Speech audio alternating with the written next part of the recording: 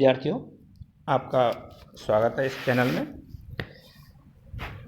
आज हम अभी संधियों की चर्चा चल रही है। एक सूत्र इससे पहले कराया था, शनिवार के दिन कराया होगा। अनुस्वारस्य ययि परसवर्णः, अनुस्वारस्य ययि परसवर्ण, यय परे होने पर, यय प्रत्याहार परे होने पर अनुस्वार को परसवर्ण होता है। ये सूत्र है और ठीक बिल्कुल ऐसा का ऐसा सूत्र लगभग आगे वाला है। वो कह रहा है वा पदान्तस्य, यय परे हो, यय प्रत्याहार परे हो तो पदांत अनुस्वार को विकल्प करके परसवर्ण होता है। वहाँ पर पदांत अपदांत कुछ नहीं लिखा हुआ था, लेकिन वहाँ ज़्यादातर अपदांत था। यहाँ पर अय प्रत्याहार परे हो तो पदांत अनुस्वार को विकल्प करके अपन को परसवर्ण करना है, बाद वाले के समान करना है। अब इस पीडीएफ में आप देख रहे होंगे दो शब्द लिखे हैं, त्वम करोसि, त्वम करोसि। तू करता है, दोनों शब्दों का एक ही संधि विच्छेद होगा। शब्द अर्थ है तू करता है, संधि विच्छेद देखो त्वम प्लस करोसि, त्वम प्लस करोसि। अब सबसे पहले त्वम है तो इसको त्वम की पद संज्ञा करनी है अपन को। सुप्त्यगंतम पदम सूत्र से त्वम की पद संज्ञा, क्योंकि एक सुबंत शब्द होने के कारण इसकी पद संज्ञा हो गई। अब मो अनुस्वार सूत्र था, ये पहले बहुत पहले कराया था। तो इसका अर्थ था कि मकारांत पद से परे हल हो तो मकारांत पद को क्या हो जाएगा, अनुस्वार आदेश। तो सूत्र से मकारांत पद को अनुस्वार तथा त्वम को अनुस्वार प्राप्त होता है, परंतु यहाँ पूरे शब्द को अनुस्वार कर नहीं सकते, इसलिए यहाँ पर अग्रिम सूत्र का सहयोग लेना पड़ेगा अपन को। वो है हलो अनंतस्य।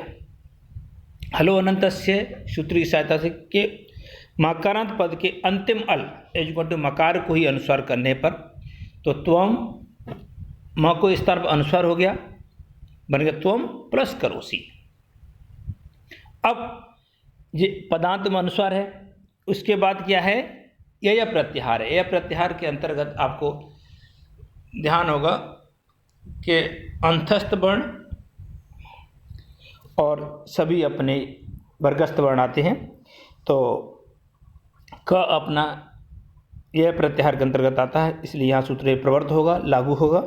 वा पदांतस्य सूत्र से पदांत अनुस्वार को विकल्प करके, एक बार करेंगे एक बार नहीं करेंगे, विकल्प करके परसवर्ण आदेश, ककार परसवर्ण एजुकट ककार का सवर्ण।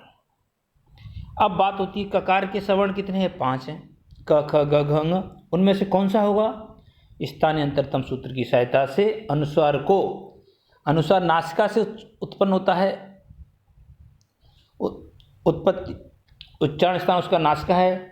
तो इनमें जो 5 वर्ण है क ख ग घ में से नासिका किसका है, वो देखकर अपन को अंग जो पंचम वर्ण है वो ही आदेश करने पर, तो विकल्प पक्ष में बनेगा त्वम, अंग हो जाएगा त्वम प्लस करोसि, और पक्ष में अनुस्वार का अनुस्वार रहेगा त्वम करोसि। ये रूप दोनों रूप सिद्ध होते हैं अपने, बहुत ही सहज सरल थे। अब ये रूप पहले वाले सूत्र के समान है। अब इसके बाद आपको और एक महत्वपूर्ण रूप सिद्धि बताएंगे आज। विद्यार्थी ध्यान से सुनना, थोड़ी सी कठिन है, मतलब उत्थान शब्द जैसे कठिन था थोड़ा सा, उसी तरह ये भी इतना कठिन तो नहीं, पर ठीक है, अच्छा है। और दो चार सूत्रों से आपसे, नए सूत्रों से मुलाकात होगी एक रूप सिद्धि में। तो शब्द बनाना है अपन को षटत संत प्लस षट संत, इसकी रूप सिद्धि करनी है। षट संत या षटत संत, 6 सज्जन इसका अर्थ है, और संधि विच्छेद होगा षड प्लस संत, षड प्लस संत। तो अब यहाँ पर सबसे पहला सूत्र हम लगाएंगे इस रूप सिद्धि के अंतर्गत, जो आपकी व्याकरण की इस साल की पढ़ाई के अनुसार 18वां सूत्र है। डह सी दुट, डह सी दुट। डकार से परे सकार का अवयव, डकार से परे सकार का अवयव दुट हो जाता है विकल्प से।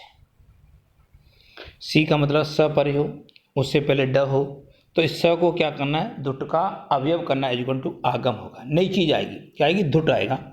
और एक चीज और है यहाँ पर कि वो है विकल्प से। अब अपने को संधि विच्छेद देखा, लिखा था अपने षड, षड प्लस संत, तो ड सी दुट सूत्र से विकल्प करके डकार से परे सकार का अवयव धुट हो, तो धुट आगे अपने लिख लिया, धुट। अब इस धुट को स से पहले रखें कि बाद में रखें, कहाँ लगाएं, उसके लिए एक सूत्र है, आद अंतौ टकितौ, आद अंतौ टकितौ, टित और कित जिसके अवयव कहे गए हैं वे उसके क्रम से आद्यवयव और अंतावयव होते हैं, अर्थात टित है तो आद्यवयव होगा पहले लगेगा, कित है तो अंतावयव बाद में लगेगा, ऐसा नियम आचार्य पाणिनि ने दिया है। अब ड के बाद स है तो स से पहले रखेंगे बाद में रखें, इसके लिए नियम दे दिया, लेकिन इससे पहले धुट शब्द है अपना, धुट जो अब प्रत्यय आगम हुआ है या अवयव है, उसमें से जो अनुबंध है उनका लोप करना पड़ेगा सबसे पहले। तो हलंत्यम से सूत्र से अंतिम टकार की क्या हो जाएगी, इत संज्ञा। हलंत्यम सूत्र आपको प्रथम वर्ष में पढ़ाया था, अंतिम हल उपदेश अवस्था में विद्यमान अंतिम हल की इत संज्ञा हो, तो अंतिम हल क्या है, इसमें टकार है, ट है हलंत, तो इसकी इत संज्ञा हो गई, तस्य लोप से इत संज्ञा वर्ण का लोप, तो ट का लोप करने पर क्या हो जाएगा, धूम। और फिर एक और सूत्र लगेगा, उपदेश से अजनुनासिक, ये भी फर्स्ट ईयर में पढ़ा था अपन लोगों ने, उपदेश अवस्था में विद्यमान अनुनासिक अच, ऐसा अच जिसके ऊपर चंद्रबिंदी लगी हो तो उसकी इत संज्ञा होती है, तो यहाँ पर धूम उ उकार है जो अनुनासिक है उसकी इत संज्ञा हो गई। और तस्य लोपः सूत्र से इत संज्ञक अनुनासिक उकार का लोप करने पर शेष बच गया ध, धुट में से क्या बचा है, ध। अब ध को अपन स से पहले रखेंगे बाद में रखें, ये महत्वपूर्ण बात है, तो उसके लिए आदंत सूत्र के बारे में भी चर्चा करी थी अपन ने। तो यहाँ ट की संज्ञा हुई है तो ये कैसा होगा, टित। धुट, यहाँ धुट में टकार की इत संज्ञा हुई है, अतः धुट कैसा हो गया, टित होने से सकार का आद्य अवयव होगा, एज इक्वल टू स से पहले रखा जाएगा, पहले आएगा। तो विकल्प पक्ष में षड प्लस ध प्लस संत, स से पहले आ गया, और पक्ष में जहाँ यहाँ पर अपन को आगम नहीं करना है वहाँ षड प्लस संत, कोई चेंज नहीं होगा, सेम वही की वही रहेगा। विकल्प पक्ष में सुन लो, षड ध संत, षड ध षड प्लस ध प्लस संत, और जो पक्ष में वहाँ पर कोई चेंज होगा, षड प्लस संत। अब दोनों पक्षों में रूप में के बारे में चर्चा कर रहे हैं, खरीचे सूत्र से दोनों पक्ष में स को खर मानकर, खरीचे सूत्र का ध्यान होगा, खर प्रत्याहार परे हो तो झलों के स्थान पर चर हो, एज इक्वल टू अपने वर्ग का प्रथम अक्षर। तो दोनों पक्षों में सकार को खर मानकर विकल्प पक्ष में ध को चर आदेश होगा और पक्ष में डकार को चर आदेश होगा। अब धकार को चर क्या आदेश होगा और डकार को चर क्या आदेश होगा, उसके लिए हम सूत्र की सहायता लेनी पड़ेगी, स्थाने अंतरतमः। सूत्र की सहायता से दोनों पक्षों में, विकल्प पक्ष में धकार को हो गया तकार आदेश, तो षड संत बन गया, और पक्ष में षट संत, तो षट संत तो रूप सिद्ध हो गया लगभग, जो रूप है सिद्ध तो नहीं हो, इसके पीछे विसर्ग विभक्तियाँ लानी होंगी। और पुनः अभी ड की बात है, तो पक्ष वाले वो विकल्प पक्ष में खरीचे सूत्र पुनः लगेगा, पुनः खरीचे सूत्र से विकल्प पक्ष में तकार को खर मानकर डकार को चर आदेश। अब डकार को चर क्या होगा, अपने वर्ग का प्रथम अक्षर इजगुण ट, स्थानीय अंतरतम सूत्र की सहायता से डकार को टकार करने पर षडत संत और षड संत दो रूप बन गए लगभग, और यहाँ पर स्वाधिकार या विभक्ति लाने पर दोनों के पीछे विसर्ग लग जाए, षटत संतः षड संतः, इस प्रकार दोनों रूपों की सिद्धि होती है। बहुत बहुत धन्यवाद।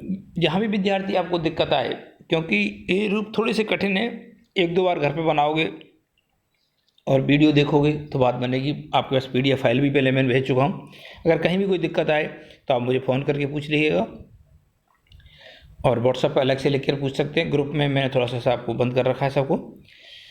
चलो बहुत बहुत धन्यवाद आपका। Thank you.